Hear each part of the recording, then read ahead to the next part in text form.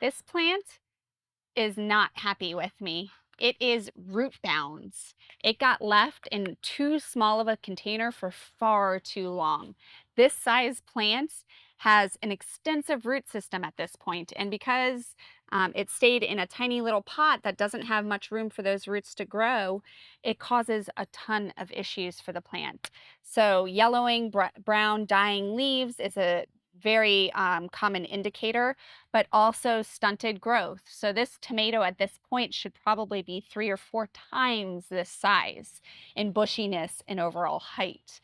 You can also have no fruit set, no flowers, because it doesn't have the nutrients that it needs to support all of that growth.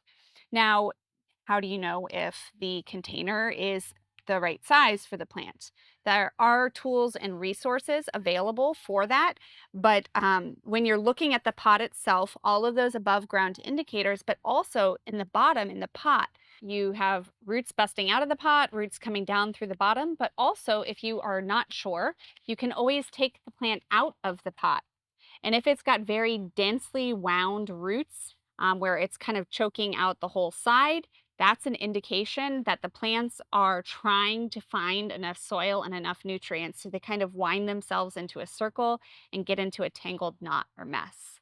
So if you do have a plant that is root bound or has outgrown its pot, make sure to size up to the next pot if it's a perennial and be consistent with your watering and your nutrients.